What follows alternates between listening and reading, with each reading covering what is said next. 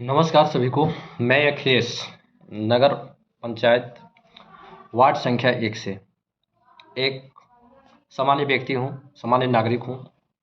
तो मैं आप लोग को ये बता देना चाहता हूँ कि आने वाला 23 फरवरी 2026 को हमारे नगर पंचायत छतरपुर में चुनाव होगी। चेयरमैन, अध्यक्ष और वार्ड पार्षद को। तो सभी लोग अपने अपने वार्ड में एक सच्चे ईमानदार व्यक्ति को ही चुने।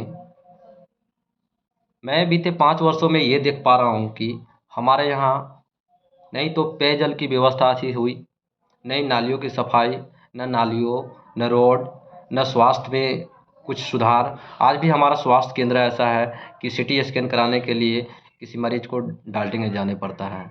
ब्लड बैंक की सुविधा भी नहीं हुई। बहुत सारे आज हमारे अस्पताल में बहुत सारी चीज़ें कमियां हैं। तो याद रखिए, आपका एक वोट आने वाले 5 वर्षों का दिशा और दशा तय करेगा। तो मैं आप सभी को यह भी बताना चाहता हूं कि इस बार आपके सामने एक ऐसे प्रत्याशी चुनाव मैदान में उतरे हैं जिनका योगदान शब्दों में बताना आसान नहीं है। शिक्षा के क्षेत्र में उनका महत्वपूर्ण योगदान रहा। साथ ही वे एक अच्छे गायक के रूप में जाने जाते हैं। वे हैं महेश प्रसाद और भोला व्यास। इनका चुनाव चिन्ह है कॉर्पोरेट छाप।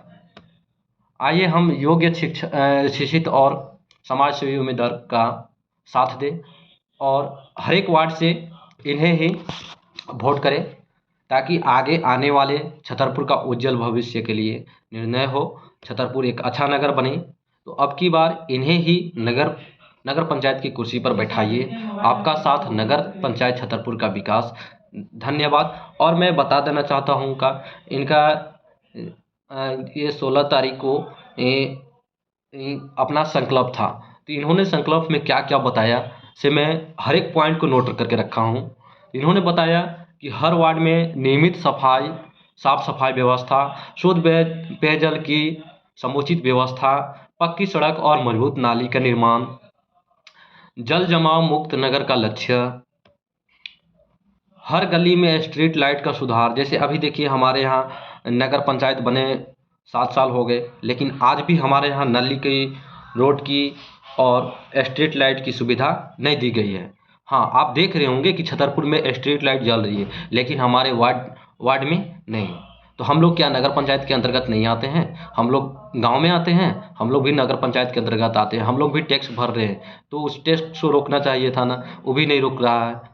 ठीक है। डिजिटल शिकायत पोर्टल और त्वरित समाधान, युवाओं के लिए कौशल विकास परीक्षण, स्वरोजगार और छोटे व्यापार को प्रोत्साहन। इनका और है पॉइंट, महिलाओं को सुरक्षा और शक्तिकरण कार्यक्रम। इनका 11वां पॉइंट है, गरीब और जरूरतमंदों को सरकारी योजनाओं से जोड़ना।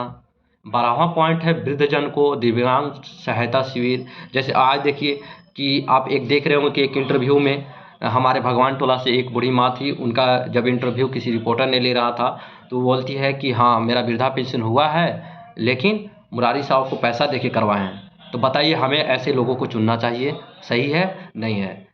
आप 60 साल के बाद किसी से पैसा कैसे ले सकते हैं? वृद्धा पेंशन तो सरकार का धन है ना, आपका तो है नहीं।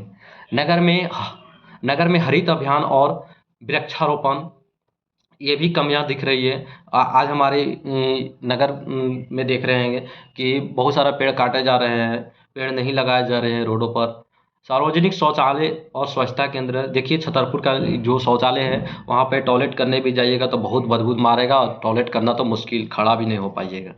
सामुदायिक भवन और सांस्कृतिक मंच निर्माण, ये भी नहीं है। खेल मैदान और युवा गतिविधि केंद्र, ये भी नहीं है। जो पहले से खेल मैदान है हाई स्कूल का, वही है। बाकी कोई भी वार्ड में एक भी खेल मैदान देने का काम नहीं करवाया। एक भी खेल मैदान आज 7 सालों में नहीं बना। क्या हम लोग नगर पंचायत के वासी नहीं हैं? तो बनना चाहिए था। स्वास्थ्य शिविर और नियमित जांच सुविधा, जैसे मैंने बात पहले ही कर दिया था कि एक्सरे तो होता ही है, सिटी स्कैन हो गया, ब्लड बैंक, ईसीजी, अल्ट्रासाउंड, ये सब हमारे सरकारी अस्पतालों में नहीं हो रही है, अनुमंडल अस्पतालों में नहीं हो रही है, जो कि होना चाहिए। पारदर्शी होल्डिंग टैक्स व्यवस्था, होल्डिंग टैक्स हम लोग से लिया जा रहा है, हर एक पॉइंट पर होल्डिंग टैक्स लिया जा रहा है। आप जाति बनवाइए, स्थानीय बनवाइए, या ये आप अपना किसी प्रकार का छोटा से छोटा का भी काम करवाइए तो उसमें होल्डिंग टैक्स लगेगा। हाँ, एक चीज़ और मैं सुनने को मिला है कि आज मेरा बच्चा है, एक 6 महीना 3 महीना का और एक है 2 साल का। आज मैं अगर सरकारी अस्पताल में बात करने गया तो सर आपका जन्म प्रमाण बनाने पत्र बनाने के लिए 2,000 रुपया लगेगा। बताइए ये सही है? कहाँ तक ये सही है? तो ऐसे नेताओं को रोकना चाहिए ये चीज़ें। प्रत्येक वार्ड में मासिक जनसभा और समीक्षा बैठक है। महीना में इन्होंने ये वादा किया है कि मासिक होगा, महीना में नहीं होगा लेकिन 6 महीना में तो होना चाहिए। 2026 से 2031 तक चरणबद्ध विकास का रोड मैप लागू करना, इन्होंने ये इतना तक तय किया है। तो मेरा राय यही है कि आप सभी एक शिक्षित व्यक्ति को ही वोट करें, जैसे भोला व्यास।